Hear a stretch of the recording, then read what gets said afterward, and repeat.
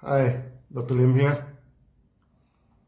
Over the year, during gynotherapy, there is always a question on how to carry out weight management, how to diet, and etc. Today, we shall discuss this. Many members, especially ladies, always complain they do not eat much, but the body weight keeps increasing and become chubby. I have seen one extreme case. She only took chocolate and tomato on a very strict diet, but the body remained overweight. She wished to know why. She's not eating much, but why the body is overweight. Of this, we must know why the body become obese. There are two main reasons for that. The first is due to overeating, which most of us already know. The second reason is due to weakness in metabolism, which is very few people know it, okay? And we shall cover it here shortly. Many people think that we should take 3 meals a day to maintain good health and good energy. But our body digestive system is at the strongest activities from 11 o'clock to 1 p.m. Okay, strongly suggests that 1 meal per day is sufficient for the body. Many people never control their meals and eat throughout the days. In the morning, they take breakfast, then tea break, then lunch, then afternoon tea, dinner, and before sleep, go for supper. We have explained in our past video, when you eat too much, you are stressing your liver and pancreas that lead to many chronic diseases and depression. Yes, you do not get me wrong. The more you eat, the more depressed you are. During the meeting in Australia, many members complain about obesity. Then I explained my experiences in Australia to them. When I first arrived in Australia, I ordered a meal for my wife, my assistant, and myself. The meals were too big, we could not finish it. The second time, we ordered 2 meals and shared by 3 people. We still could not finish it. The third time, we ordered only 1 meal and 3 people sharing it. Could you believe it? We could not finish the meal. Eating so much for every meal for sure will land your health in trouble. After meeting in Australia, one member from Greek Heritage brought me for a Greek restaurant. The dinner started with a huge plate, looked like a boat. We have veggie, meat, fish, sauces, and wow. After eating, I thanked the member for the dinner. And he said, "What dinner? This is just an appetizer." Then the real dinner came. It's served with a whole lamb leg, and a whole fish so big. I never forget the dinner. And remind the member, if you continue to eat like this you will end up with a lot of problems. The question now is how to cut down the amount of food and yet we do not feel hungry or discomfort. There are a few ways we can be on diet and not feel uncomfortable and hungry all the time. There is one habit that is important, which is to eat the food slowly. Chew it well before you swallow it down. Chewing the food and tasting it well gives you the satisfaction of eating. Also, the stomach needs 5 to 10 minutes to communicate well with the brain to give you the sense of fullness. If you eat too quickly, by the time you feel full, it is already too late. And that is supposed to be the feeling 5 minutes ago. Can you imagine how much extra food you eat during these past 5 minutes if you eat quickly? So, eating the food slowly is a first step to manage your food. Next is taking big meal a day, 1 big meal a day, and small meals other times.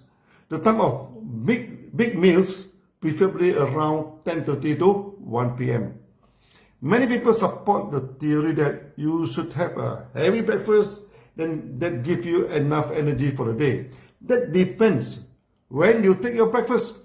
If it's too early in the morning, by the time your stomach system is not yet activated, large intake of food can spoil your stomach system. So the best practice is when in the early morning, taking only liquid meals for easy digestion, then go for a big meal around 11 a.m. to 1 p.m. Then later part of the day, take only liquid meals like congee or porridge.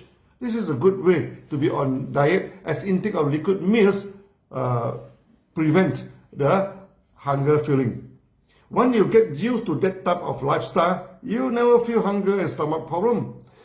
Try to cut down your food suddenly, to go on diet is not a good move. When you cut down your food, you send a wrong message to your brain. Food is not sufficient. That will make you feel even more hungry. After the diet program, normally when you receive eating, the sense of hunger is great and you will unwittingly consume more food. At the end, your body bloated up and become more obese before your diet. The right way to start your dieting with slow eating, then in itself can cut down the food intake naturally. Then goes for one big meal and two small meal approaches, using liquid meals to replace the solid meals.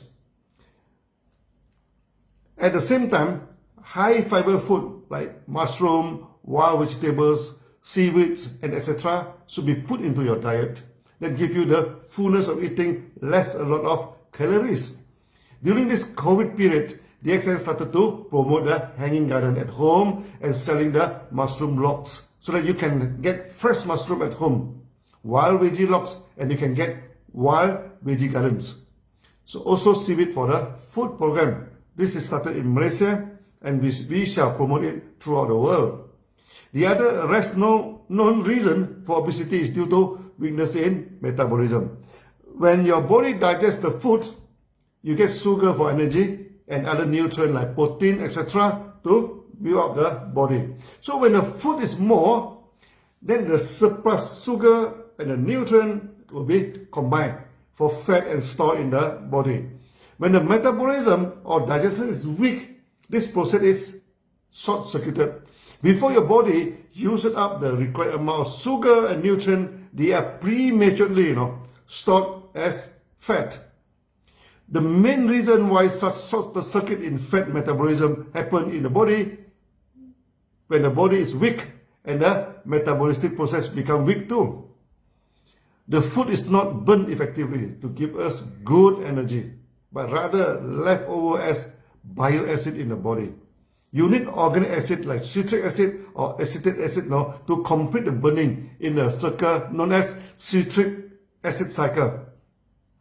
In a citric acid cycle, it is here that occurs for breakdown products of the cell's major building blocks like sugar, fatty acids, amino acid, etc. and oxidize to carbon dioxide. It means the full burnout of these food elements need bile acid.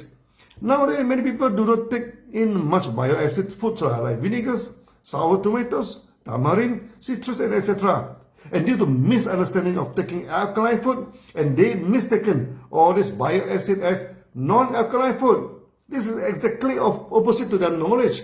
All these bile acid foods like vinegars, tamarind, sour tomato, citrus, and lemon are alkaline foods. And they can burn down the food completely and remove the metabolistic acidic waste. Then turn your body alkaline actually. When you're in Southeast Asia, here many people are used to taking sour food and sour soup. Obesity is not a problem until they turn into another eating habit full of meat without acids. Some countries they also take fermented sour food, like the injera in Ethiopia, which is a flat bread that is very sour, and you can see the people there are quite slim. When you are lacking a bile acid, your body will combine the surplus acid in your body and fat and keep it aside. That directly resulted in obesity.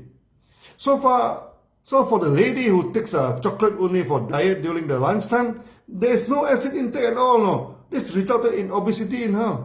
Not only that, due to burning of food is not complete, she always complained about lack of vitality and lack of energy. Other than lack of energy, such obese people also lack of strength. They mean they cannot lift a heavy thing or go for long exercise. So when a person is obese, lack of energy and lack of strength, you are very sure he or she suffer from lack of bile acid. Taking organic vinegar regularly is good for health.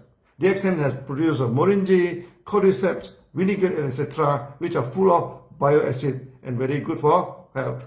That's all for today. See you then. Bye-bye.